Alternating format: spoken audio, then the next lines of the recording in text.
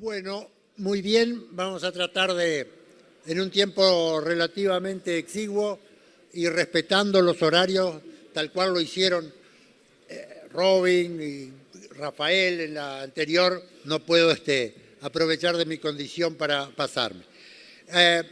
Va a ser una presentación de muchas cosas en poco tiempo, algunas más grandes. Aprovecho para hacer un comentario de mi gran amigo el ingeniero Bademian, que siempre me dice no presentes datos del siglo pasado. Bueno, en realidad son datos del siglo pasado, pero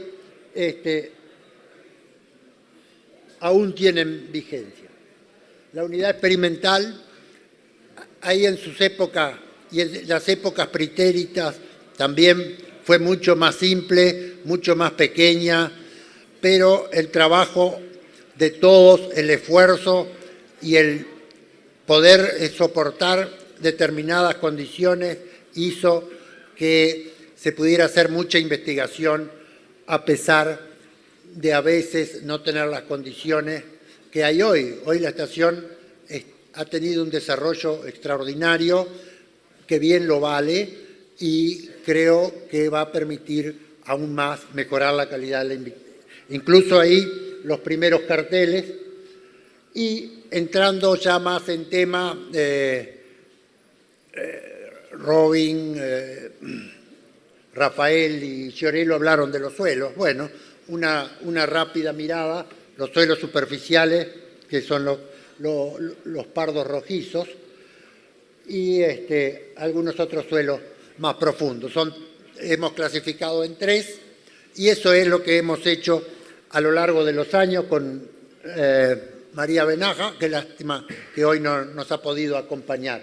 Vean ustedes del año 80 al 91, las barras azules ustedes ven que son las precipitaciones durante el año y las 3 líneas nos muestran la evolución anual de la producción de forraje de los 3 tipos de suelo. Por lógico, el superficial pardo rojizo en rojo es la que menos produce, las condiciones del suelo no permiten el desarrollo de una flora capaz de tener una alta producción y además el porcentaje de suelo desnudo o de superficie no recubierta por la vegetación es alto. Pero a medida que vamos variando y vamos mejorando las condiciones del suelo, también vamos mejorando las condiciones de fertilidad. Vean ustedes que han habido años muy buenos, otros que la lluvia cae, la seca del 88-89, años de recuperación y otros. Pienso que hoy andamos en esos picos altos, así que no creo que podamos seguir de acuerdo a esto y de otros datos que han continuado. Después hay del 96, van a ver algunos datos del 96 al 2002, que también se producen una seca o estos picos entre medio. Esa fue la base, con eso después hicimos los cálculos y también las distintas proporciones de los suelos para calcular dotación, etc. Ustedes ven ahí en las gráficas los 3 suelos y vean la gran variabilidad que tienen. En el verano, por lógica, los valores son extremadamente bajos cuando viene una seca independiente de la vegetación, independiente del tipo del suelo. El invierno es siempre baja la producción y entre invierno y primavera tenemos el 60-70% de la producción. Perdón, entre primavera y verano. Quiere decir que si ahí nos va mal, tenemos problema en el invierno para alimentar a los animales. Es un ejemplo en el suelo superficial pardo rojizo muy dependiente de la vegetación. Esto está expresado en tasa de crecimiento, es decir, el crecimiento durante un periodo dividido por el número de días, ¿verdad? No es real porque las plantas no crecen todos los días lo mismo. Hay una curva así. Pero vean ustedes que un suelo superficial pardo rojizo, que muchas veces lo tenemos como muy pobre, no de fertilidad, pero tiene de valores muy bajos cuando no llueve, a valores extremadamente altos cuando hay suficiente humedad en el suelo. Y en base a estos datos que hemos tenido y a la producción anual, para los 3 suelos, el P es el profundo, el suelo negro y el superficial pardo rojizo, que son los tres primeros a la izquierda de ustedes.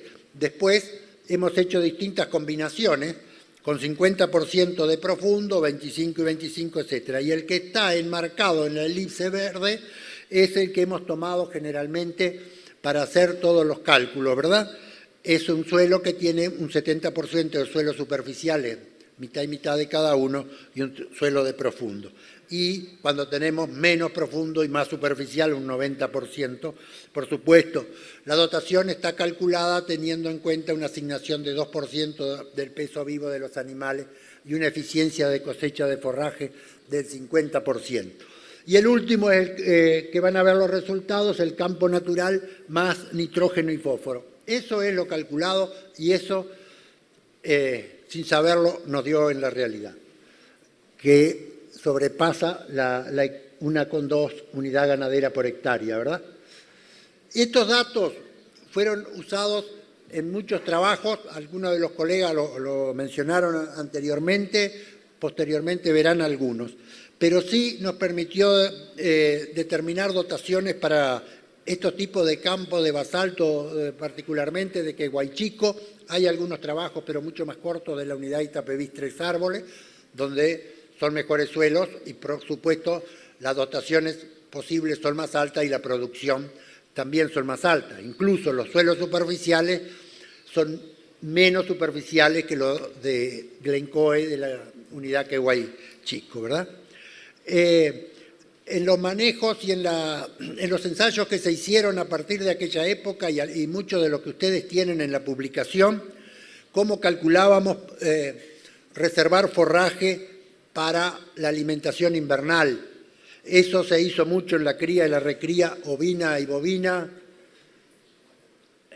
Hay distinguidos colegas que están acá, pero bueno, con el ingeniero Pitaluga hicimos varias de estas pruebas con resultados muy satisfactorios administrando el forraje en invierno, pero lo basábamos en el forraje, la masa de forraje que había al 1 de marzo y lo que podíamos esperar al 1 de junio, ¿verdad? Modelos bioeconómicos como los que va a presentar el ingeniero Suárez de Lima. Se trabajó mucho en selectividad animal bajo la conducción de Montosi. También el ingeniero Pigurina trabajó en esta parte y todos estos datos sirvieron, lo que no hace mucho, cambiaron la relación ovino-bovino en cuanto a las unidades de la determinación de la dotación. Estimaciones de la cantidad de forraje, escaso o nulo crecimiento. Esto vamos a ver algún ejemplo que el ingeniero Maldini estaba cuando el Consejo Departamental, que usamos mucho estos datos para determinar cuándo se quedaba sin forraje y cuándo debería venir la comida, ¿verdad? Este es un ejemplo. Ustedes tienen 3 cantidades de masa de forraje inicial, 500 kilos, un césped, 750 y 1000 kilos. 1000 kilos ya estamos en algo bastante mejor. Los otros dos valores son extremadamente bajos. Tomando distintos valores para el otoño y el invierno que ustedes ven, mínimos y máximos, o el promedio, lo que podemos acumular de forraje son esas cantidades. Con 500 kilos, un otoño promedio, vamos a llegar, si no tenemos ninguna cosa que es difícil, a una cantidad bastante exigua. Los resultados después lo muestran, que cuando tenemos valores de 1900, 1600 o un poco más, hasta 2000 kilos tenemos muy buenos resultados cuando usamos en otoño para la alimentación de junio, julio y agosto, ¿verdad? Y el campo, como ven ustedes, el de las proporciones que les mencionaba. Aquí tienen que hicimos para ese tipo de campo, qué cantidad de forraje tenemos. Fuimos bastante benévolos no. Creo que para tener un ganado de cría deberíamos estar siempre por encima de los 1.400, 1.500 kilos, o sea, unos 5 o 6 centímetros de altura. ¿Y qué es lo que pasa cuando la cantidad de forraje cae para 3 dotaciones? Pero presten atención a 0,5 y 0,6, el cambio es bastante drástico. Sin duda, cuando vamos a llegar al destete o al entore con una caída marcada del peso de los animales, ¿verdad? Bueno, esta era una vaca de aquella época de Glencoe. Y en el 2008 y 2009 hicimos, para esa sequía que mencionaba, para una dotación de 0,6 y con un crecimiento promedio del otoño y un mínimo crecimiento invernal, si manteníamos a partir de marzo 0,6 unidades ganaderas, apenas lográbamos acumular 150 kilos en el mejor de los casos.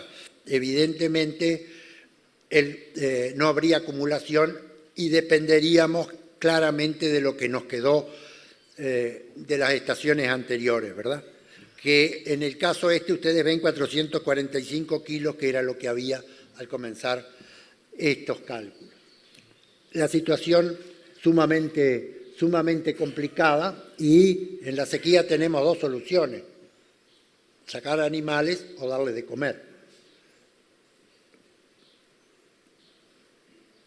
Y este fue el caso que habíamos analizado. Vean ustedes la dotación en distintos crecimientos estacionales. La línea verde corresponde a un mínimo en el verano, o sea que 2-3 kilos de materia seca por hectárea y por día, más el promedio del otoño y del invierno. El del invierno es unos 5 o 6 kilos y el del otoño es un 10, 12. Bueno, ¿qué pasaba? A medida que teníamos mayores dotaciones y transcurrían los meses, nos íbamos quedando sin forraje. La realidad, la primera, la línea azul, cuando un mínimo en verano y mínimo en las 2 siguientes estaciones era esperar, tuvimos la suerte de que en febrero llovió bastante, entonces todo esto no se aplicó. Pero vean ustedes que en esas condiciones ya más que nos quedábamos sin forraje, y en algún caso podríamos seguir con algo de crecimiento otoño-invernal, pero también en agosto se nos terminaba. En el caso de estas definiciones que les pongo, ¿por qué? Porque fue las especies que utilizamos para diversas evaluaciones en el ensayo de pastoreo mixto, que se hicieron alrededor de 360 o 380 transectas durante 9 años. Entonces tomamos en cuenta las especies que contribuyen con más de un 5% en la frecuencia relativa, ¿verdad? Esto nos da que prácticamente todas las vegetaciones analizadas en el basalto son entre 8 y 10 especies las más importantes. El número no es muy variable, pero sí varían entre estaciones las especies. En algunos momentos pueden entrar alguna hierba enana, en otro momento puede salir algún pasto tierno o aumentar los ordinarios dependiendo de las estaciones. O sea que tenemos una serie de especies que creo que para manejar el campo natural es una obligación conocerlas. No son muchas. En las clases con el ingeniero Formoso a veces llegábamos a las 200, o Oceano, pero lo que se retiene es poco. Pero sí hay un conjunto que, a mi modo de ver, todos los que manejan campo natural tienen que tener un conocimiento bastante ajustado, ¿verdad? Lo que les comentaba, y en los suelos superficiales, curiosamente son especies estivales, las gramíneas ordinarias de baja productividad y las malezas enanas invernales. O sea que ustedes vieron en los extremos de crecimiento del suelo superficial la alta producción que tenía en el verano lluvioso por las especies que las componen, ¿verdad? Y en los otros de tipos productivos más importantes. La capacidad de carga es lo más importante que tenemos que tratar de determinar para obtener en un sistema de pastoreo especificado, sin deteriorar la tierra de pastoreo, los objetivos que nos marcamos. El sistema de pastoreo comprende todo el establecimiento, los animales con los objetivos. Los métodos de pastoreo es lo que tenemos dentro del sistema para llegar a esas metas, ¿verdad? Y la capacidad de carga es un concepto útil cuando está basada en datos históricos adecuados y, por supuesto, la experiencia del que maneja el campo, ¿verdad? Pero está cambiando constantemente porque ustedes vieron en la primera gráfica la variabilidad anual, estacional, mensual, etcétera, que hay. Pero esa larga serie de años nos permite tener una idea de cuál es la capacidad del campo. Podemos poner algún seguro, rebajar algo el porcentaje de la posible dotación para estar más tranquilo, ¿verdad? Y poder determinar una capacidad de carga promedio en la cual nos podemos mover, algunas épocas del año más alta y en las otras más bajas. En realidad, lo que nosotros tenemos que buscar es transformar el pasto en algún producto útil, vendible, y que es lo que nos va a dar la idea de cómo estamos haciendo funcionar el sistema. La presión de pastoreo es una de las mejores medidas, a mi modo de ver, en los kilos de peso vivo animal por la masa de forraje. La masa de forraje me refiero a una cantidad de forraje en un momento determinado. Una foto, hay tanto, ¿verdad? Y la disponibilidad de forraje, en realidad, es la inversa de la presión de pastoreo. Masa de forraje, o lo que hay sobre peso vivo animal. Si tenemos una masa de forraje escasa y un alto peso vivo animal, tenemos una disponibilidad muy baja. Esto lo podemos calcular, pero también lo podemos ver en las distintas relaciones que puede haber entre el forraje y su altura. Resumen, manejo de campo natural, y a la luz de estos comentarios y de algunos que vienen luego, es el número de potreros. No podemos, tenemos que tener potreros donde podemos acumular forraje, donde tengamos tiempo, no solo del punto de vista de la acumulación de forraje, también ustedes lo van a ver del punto de vista sanitario, ¿verdad? Y los potreros deben ser homogéneos. Eso puede llevar a qué relaciones podemos tener lanar vacuno para manejarlo. Tendríamos que tener periodos de descanso en determinado momento. Una medida, esta primavera es algo ideal, haber cerrado en principios de octubre un potrero y dejarlo completamente vacío, semillar hasta estos días. Eso permitiría que las plantas, desde el punto de vista fisiológico, se recuperaran de tanto maltrato a las cuales los sometemos, ¿verdad? Y determinar los periodos de pastoreo. Es claro que los periodos de descanso son necesarios. Ajustarlos no es fácil. El manejo estacional, en función de los tipos productivos, la floración, la semillazón, etc.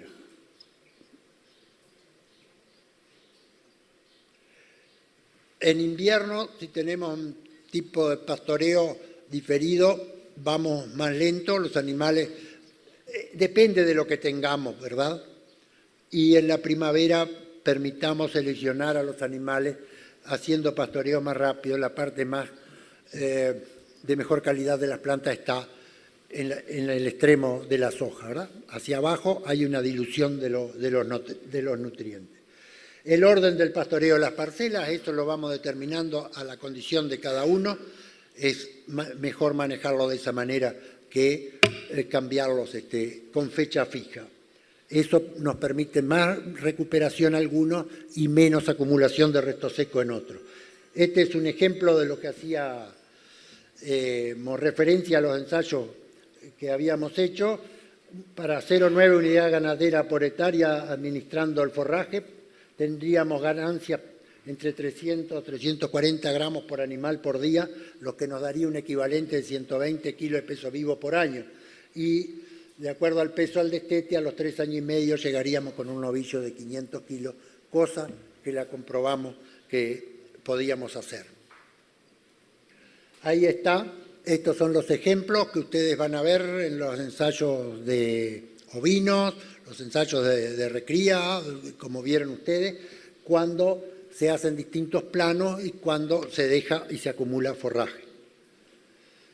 Y esto, después de bastantes años de hacer correlaciones y regresiones, particularmente el ingeniero Montosi, llegamos a tener una idea de altura y cantidad de forraje. Eso lo plasmamos con colores, pero ustedes lo verán que en los suelos superficiales siempre estamos en el rojo, rara vez salimos, pero es una condición del suelo y tenemos que cuidar ciertas cosas para mantenerlo y evitar su degradación. En cambio, en cualquier otra pastura de mayor producción, de mejor calidad, cuando estamos en la zona amarilla estamos en peligro y cuando estamos en la zona roja, con más razón, estamos en peligro. Y cuando se produce una acumulación muy importante de forraje, que es lo que va a pasar, pienso yo, en este otoño, dependiendo de las condiciones de temperatura básicamente, vamos a llegar a una masa de forraje muy alta, pero va bajando la calidad. De estos temas hay varias publicaciones, varias series técnicas de INEA en la cual se explica cómo funciona, ¿verdad? Bien, o sea que este semáforo móvil puede ayudarnos a determinar cómo está el campo.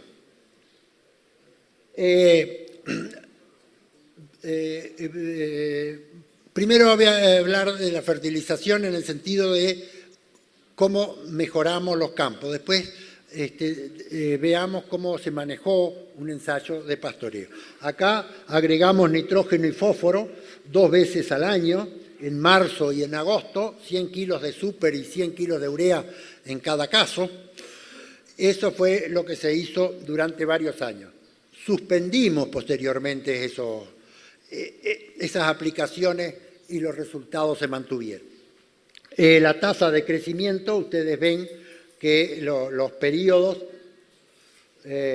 hay años muy buenos, épocas muy buenas y otra como la sequía 99-2000, que fue bastante malo. Lo importante de eso es que tanto el no fertilizado como los campos fertilizados, la tasa de crecimiento se reduce al mínimo, o sea que relativamente el fertilizado pierde o crece bastante menos. Sin embargo, la recuperación después de la lluvia es mucho más alta, ¿verdad?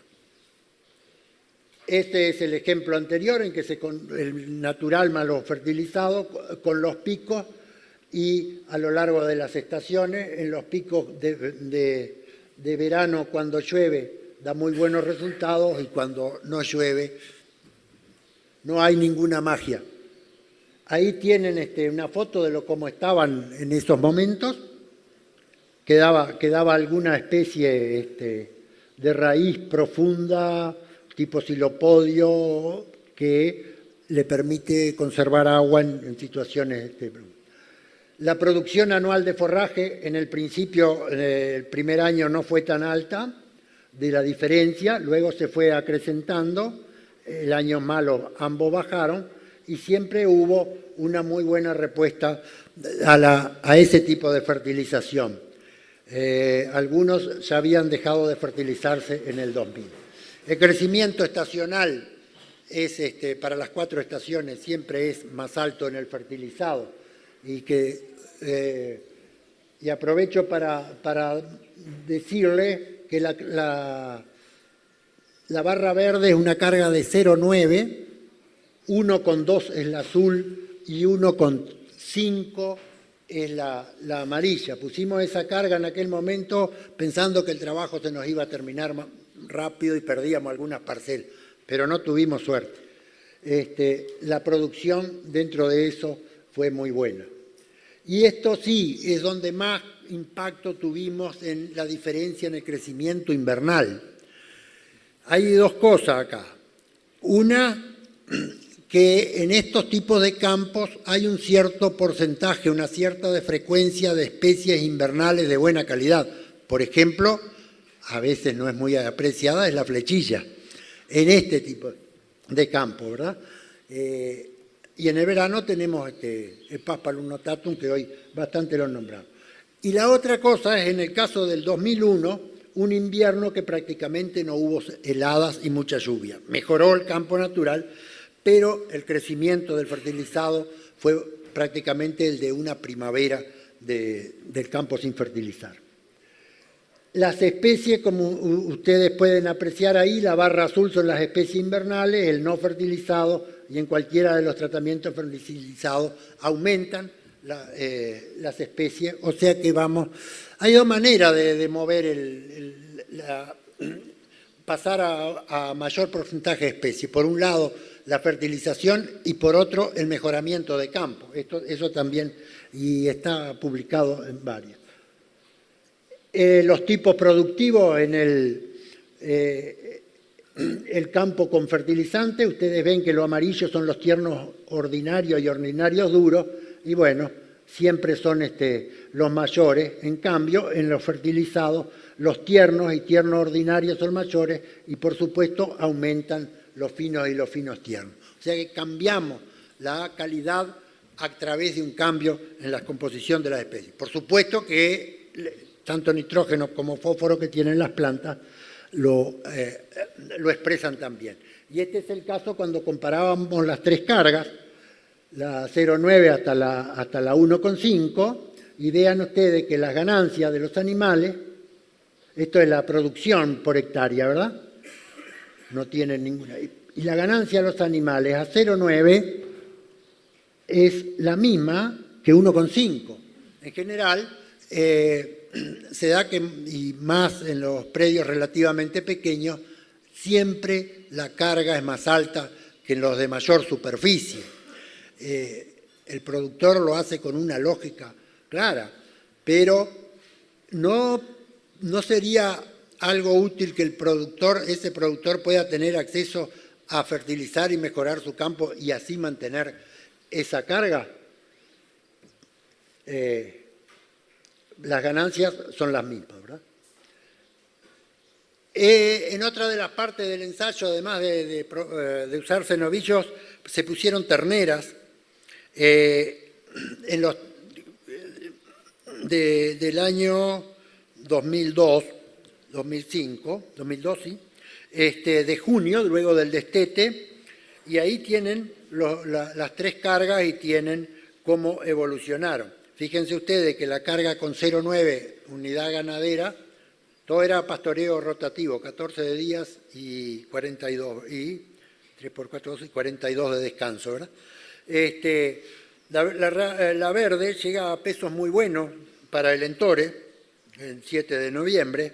En cambio, tanto la carga alta como el campo natural, los pesos, los de producción animal pueden opinar con mayor, por supuesto, mayor seguridad que ya son bastante en el límite. Y la carga de 1,2 ahí anda. Pero sí podemos obtener muy buenos pesos de los animales. Acá tienen cómo ha cambiado el contenido de nitrógeno y en el fertilizado, siempre mayor. La otra cosa que ustedes, y el fósforo, ¿verdad? La otra cosa que tienen que tener en cuenta, y es lo que nos pasa, las dos épocas, o la época en que la menor cantidad o de nitrógeno o de fósforo es el verano. En el otoño y el invierno siempre tenemos buena calidad. Lo que nos pasa ahí que nos falta otra cosa, ¿verdad? Pero el hecho de que tanto invernales como estivales maduran hacia el verano hacen que caiga la calidad de la pastura. La calidad de especie nativa hacía referencia a que se hicieron muchas determinaciones, 6 veces al año por lo menos, y con eso se consiguió una serie de datos.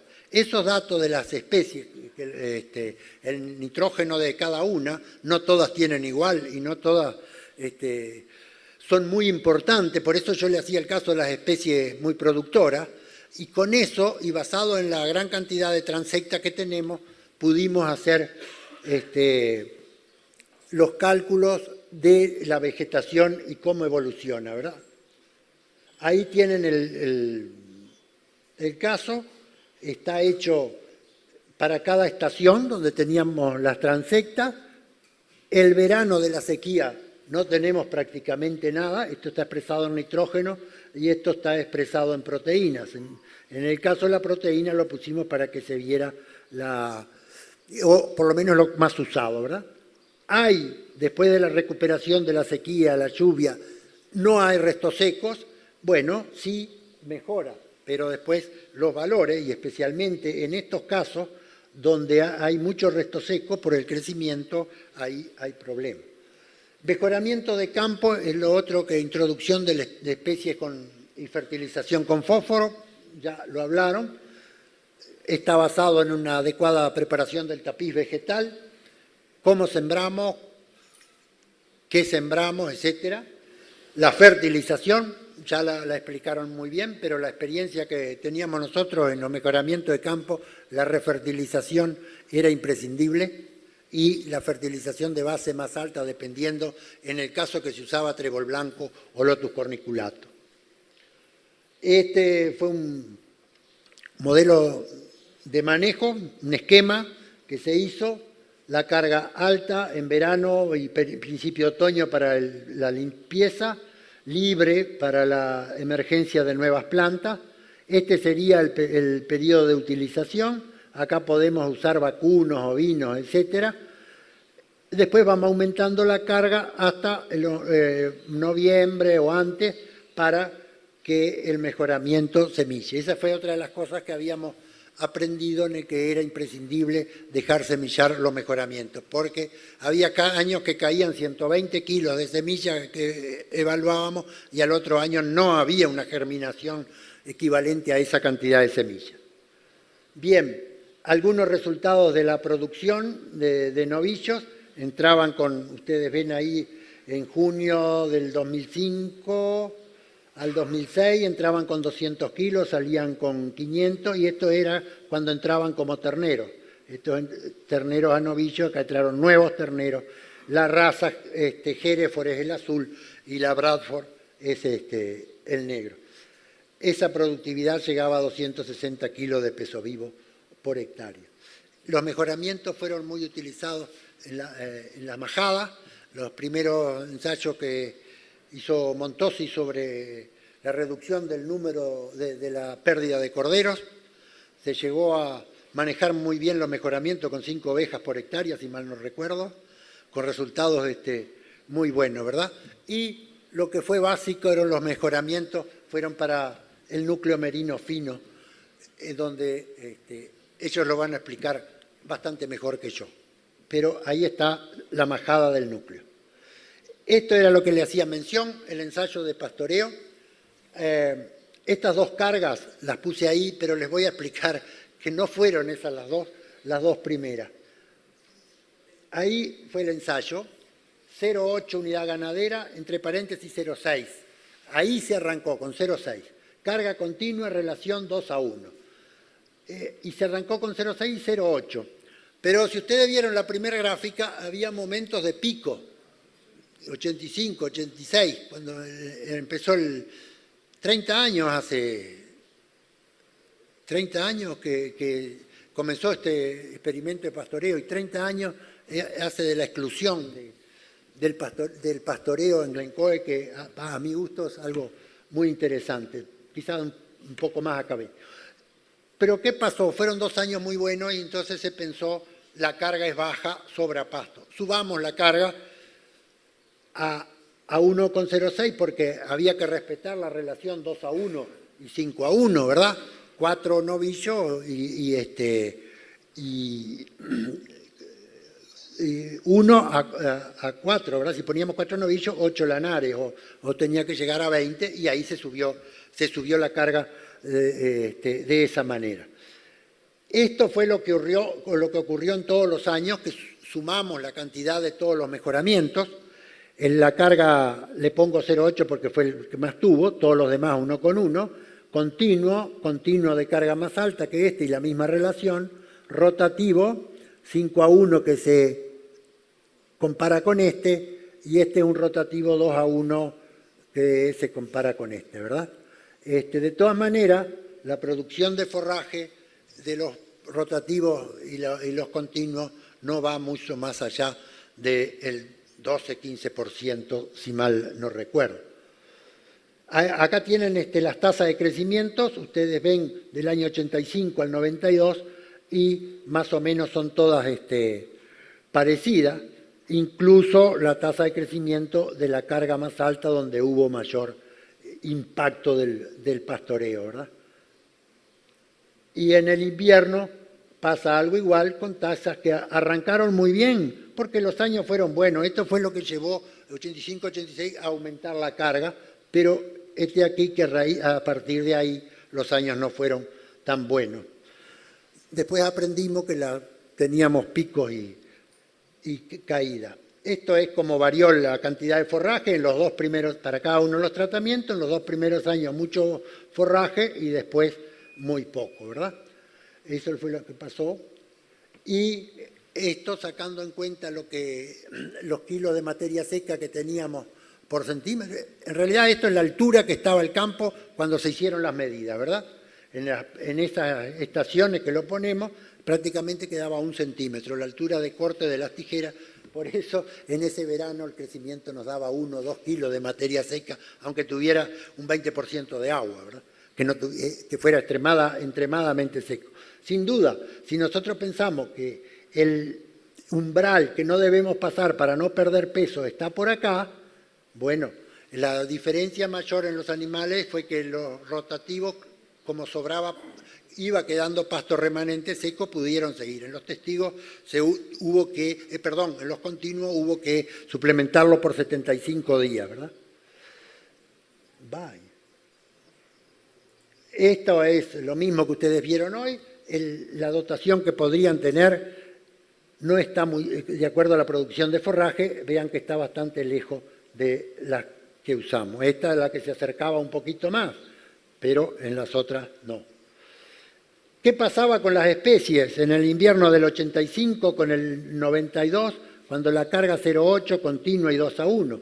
Bueno, hay un factor año, sobre todo identificado por los carex, que son mucho más frecuentes cuando llueve. Algunos tienden a desaparecer, Coelurrhachis, el Johanna, que era Rothboelia, Coelurrhachis, y ahora creo que cambió otra vez de nombre. Los botánicos tienen que justificar el sueldo. Entonces, Stipa, que es muy resistente, ¿verdad? Y en este otro caso, ya aumenta la carga, y vean ustedes que aparece lo que dice es Chevreulia sarmentosa, una hierba enana indicadora de degradación en ese tipo de campo. Aumenta notatum, ¿por qué? Porque el soporte postrado hace que escape más fácilmente al pastoreo. Algunos ordinarios se reducen, la estipa mostrando siempre su condición. En este caso, en los casos de los rotativos, como estaba bien, sobraba, y esto es la especie resto seco. Es decir, que esta es la frecuencia, la especie más importante que tenían era la especie resto seco, y eso del punto de vista de la calidad es 0 de nitrógeno. Entonces vean que les varía bastante. Y en el peor de todos, en el 5:1, carga 1:1, porque a mi modo de ver la relación es importante en determinados tipos de vegetaciones, solo ovejas no pueden, hay un número de vacunos y evitar el doble perfil de los campos, ¿verdad? Pero vean ustedes, el notatum, como les decía, aparece Chevreulia, planta el Trifolium polymorphum, a pesar de ser una leguminosa, y Pamphalia heterofila. Y esto es claro que es un índice de degradación. A la definición del profesor Rosengur, las plantas son sustituidas, buenos por otros de menor calidad. Estos son ordinarios, pero vean ustedes el andropó, la estipa y sobre todo Coelurrhachis. Bien, esto es cómo variaron algunas especies y los restos secos en un rotativo. Desaparecieron, volvieron a aparecer, el Paspalum más o menos se mantiene y un pasto ordinario como el Schizachirion y el Plicatul. Acá desaparece el Paspalum Plicatulum, estamos en un continuo, el Paspalum notatum se hace importante y este ordinario de bajo porte escapa bastante bien a la situación. O sea que la carga y el método de pastoreo nos están condicionando los cambios en las especies asociados al efecto climático que nosotros no lo podemos gobernar. Vean lo que pasó con el Paspalum notatum y hoy Reino hacía referencia. En las cargas altas, 1,1 o en la 0,8 con relación relativamente baja, la frecuencia del notatum es alta, pero en la carga que tiene descansos, que como veremos, el descanso lo erramos. ¿Por qué? Porque había Aristido uruguayensis, Schizachyrion spicatum, Andropogon ternatus, que son pastos que, Paspalum plicatulum, que envejecen rápidamente la hoja y no son comidos. Entonces sombrean al notatum, que es muy sensible a la luz. Muchas veces, creo que Olmo en algunos momentos lo menciona, los pastos con más alta carga, más sobrepastoreados, lo que va quedando es notatum débil, por supuesto, y Axonopus affini. Bien, el Paspalum se mantiene donde es rotativo, como lo que hacía mención, un pasto ordinario que acumula hoja seca rápidamente. La proteína, como ven en las distintas estaciones, en el verano para los distintos tratamientos, más alta acá, pero no hay grandes diferencias.